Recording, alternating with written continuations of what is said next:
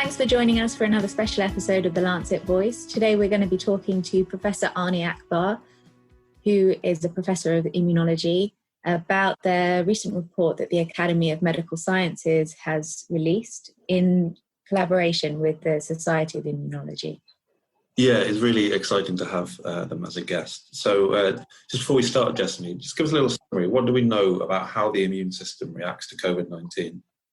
What we do know is that the immune system seems to respond very strongly in some patients and to kind of go into overdrive, which makes some patients very sick. The interesting thing about this particular report is that it brings together a whole group of different types of specialties and different types of scientists, virologists, immunologists, who come together and try and really note down what it is that we do know and what it is that we don't know. My name is Professor Arne Akbar. I'm a professor of immunology at University College London. I'm also the president of the British Society for Immunology. 3 weeks ago, Professor Sir Robert Leckler asked me to chair a task force with the joint input of the British Society for Immunology and the Academy of Medical Sciences to try to find a way that we could put together all the information on immunology on COVID-19 that's available. And this went across a range of expertises, all the way from immunology to virology to vaccinology.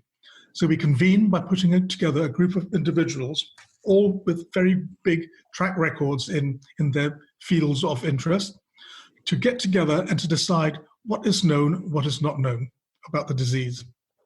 That's great. And it's a really fantastic report. And I wondered whether, first of all, we might just touch on something that I found particularly interesting reading the report, which was about this sort of concept of mutations, and that, there are over 2,000 known mutations of the COVID-2 virus. What are the implications of that for the clinical picture? Is there a sort of link to severity? And what does it mean for our understanding of how the virus was introduced to, say, the UK or other countries? Mm-hmm.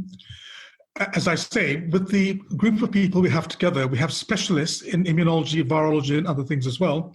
Not any one person is a specialist in all the areas. But we wanted to get people together to find, with the best minds on that particular topic, what's going on.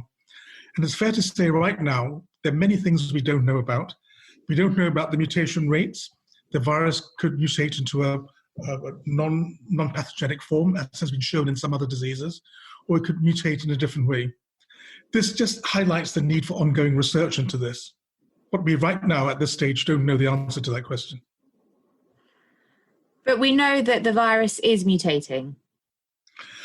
From research that's going on right now, it's not so much known at this stage if it's mutating. It's known that if you use the parallel with other cases of different viruses, that there will be some mutation. We don't know the rate at which it's mutating. And we don't know whether that would mean whether some cases might be more severe or not because they've got a different strand of the virus. We really don't know the answer to that, but it's a very important question. And how will we know the answer to that? What is the sort of study that we need to be able to give us that evidence? We need to be able to collect the virus from different people with different stages of the disease. People at the earlier stages who have mild symptoms, patients who've got very severe symptoms, and then the virologists need to actually examine the virus to find out whether the same virus is causing all the problems or slightly different variants of the viruses are doing that. And that is ongoing, but we don't know the answer to that yet. So we're waiting for that evidence, and that kind of a study on a large scale will be able to tell us that. Yes. And also the virus in different countries. Is it the same virus or is it slightly different variants of the same virus? All this data will become available in due course. And just sort of speculating on that a little bit, obviously we don't have the data, so we don't know, but what's the kind of understanding or expectance from your group of experts? Well, we, like everybody else, we're just waiting for the right groups to do the research. Not everyone on the group is actually working on the same thing. We have the virologists, we have the immunologists, we have people working with other aspects of the immune system. And, it's a worldwide effort. It's not just the UK task force. The research effort that's going on is worldwide. What we were trying to do with this group was to bring people together, at least in the UK, with different expertise, all with an interest that could inform about COVID-19.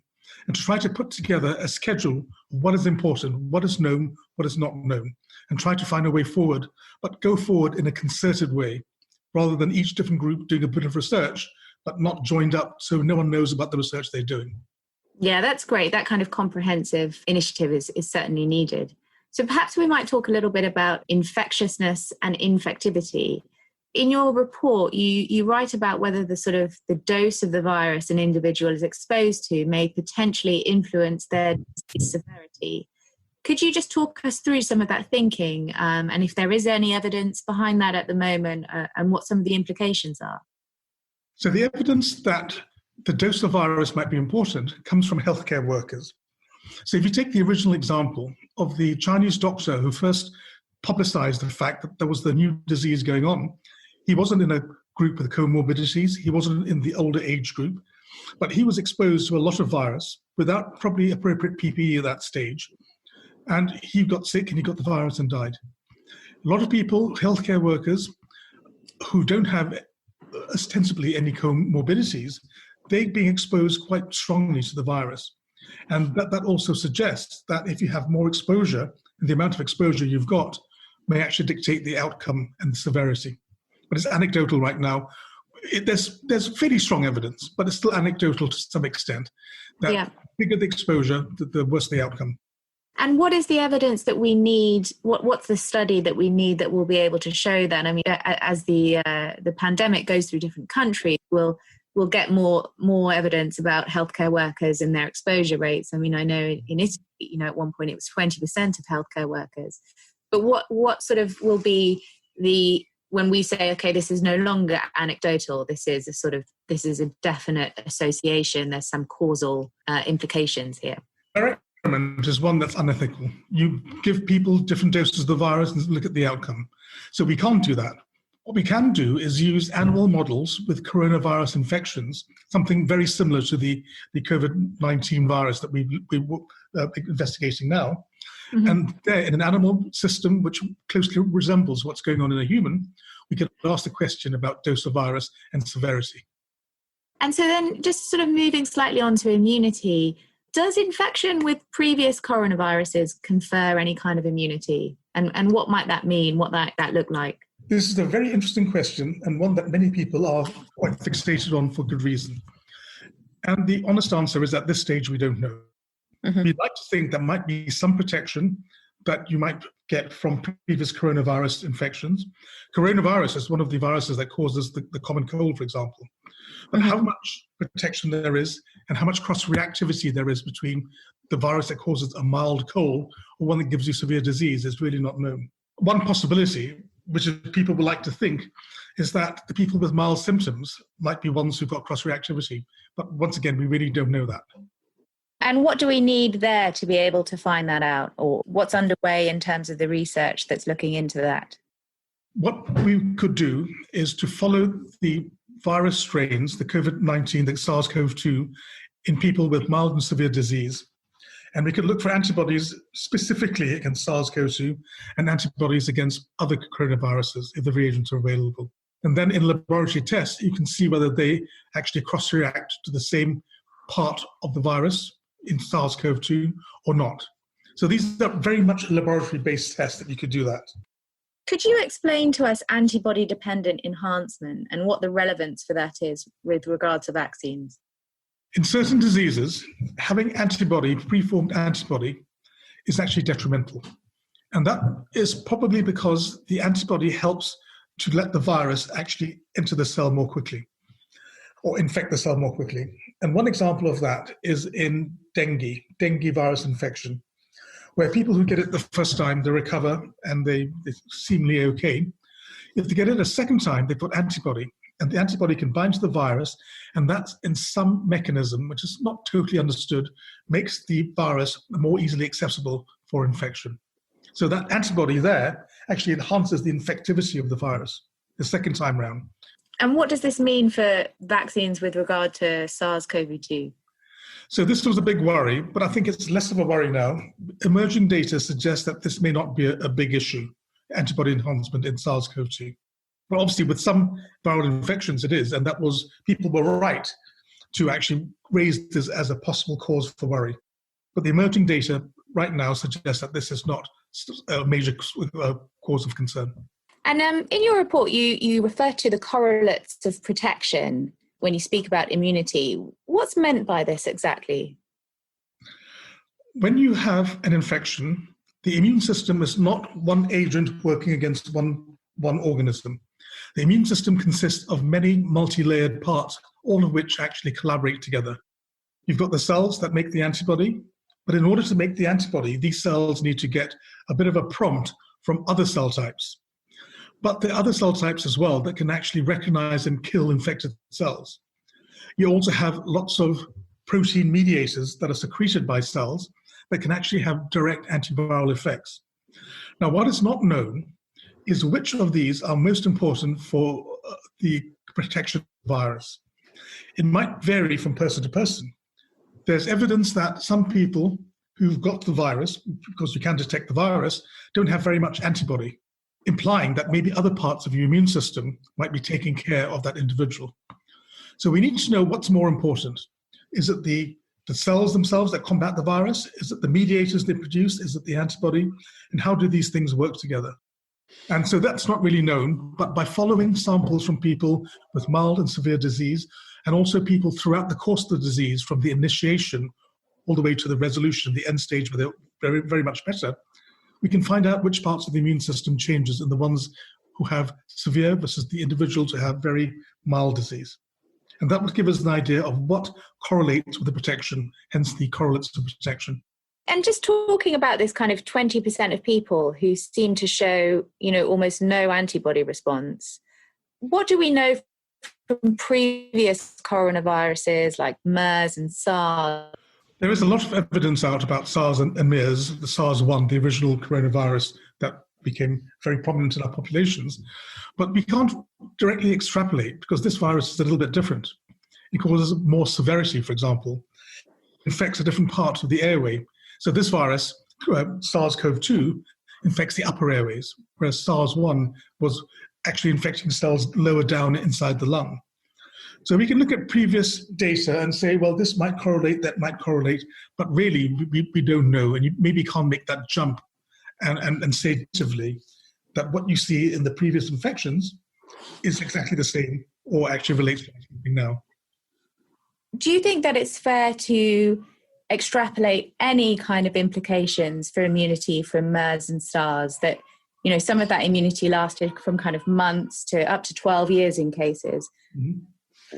Where are you on that sort of line about what we can extrapolate?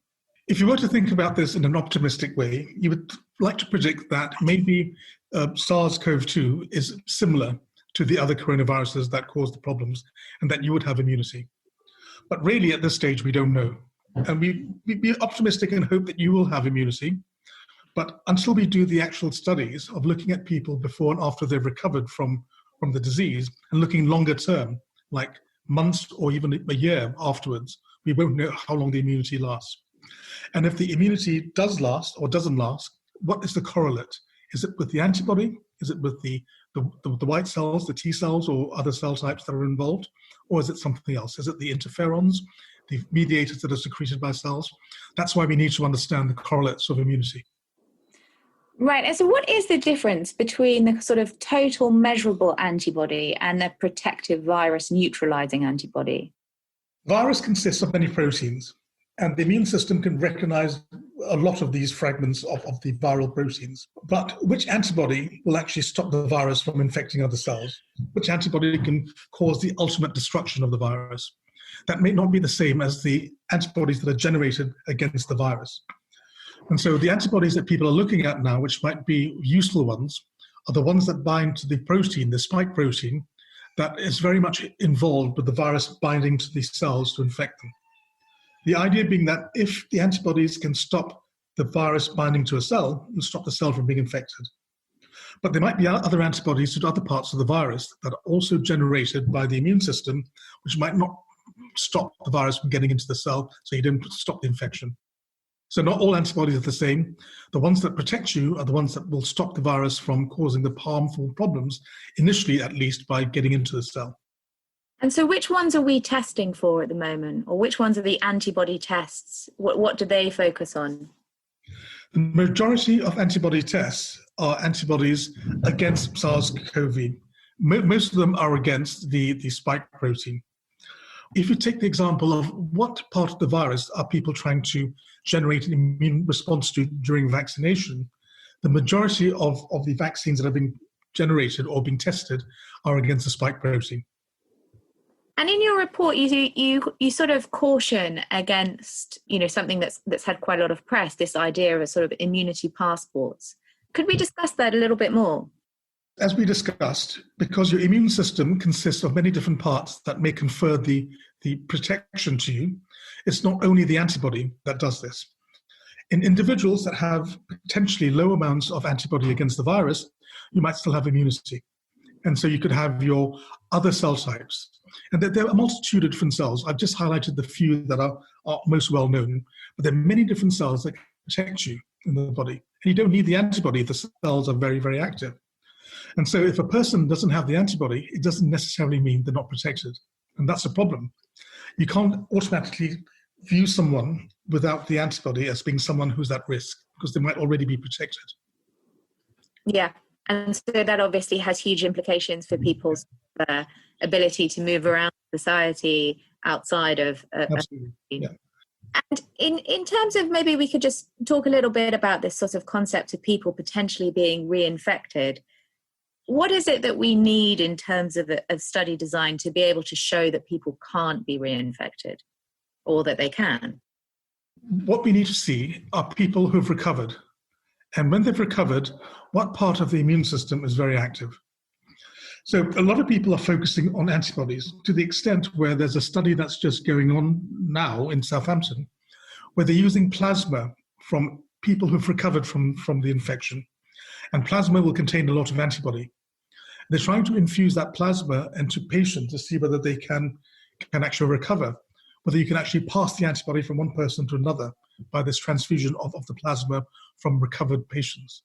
And so there's studies like that going on, but it's very hard to do the direct test in a human.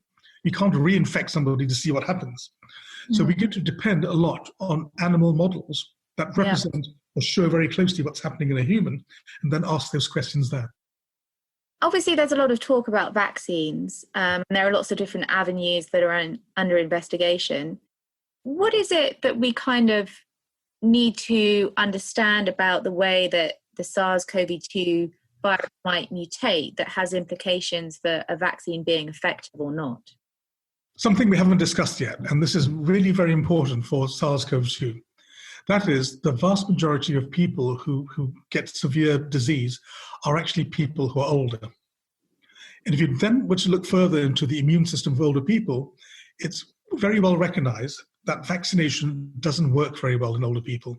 Your immune system just goes downhill as you get older. And if it goes downhill, it's also very hard to re-energize it after vaccination, which means that in SARS-CoV-2, a vaccine might be very important to try to prevent the disease, but it won't work equally well in young and old people, which is why you need to consider other therapies to work or to be used in conjunction with the vaccination. And this will include antiviral drugs, which are being tested right now. These also include drugs that might actually subdue parts of the immune system, because in people with severe disease, there's an overexuberant amount of inflammation that goes on, caused in part by the immune system being uncontrolled. And so you could use drugs to control the manifestation of the inflammation. You could use antiviral drugs and also vaccination.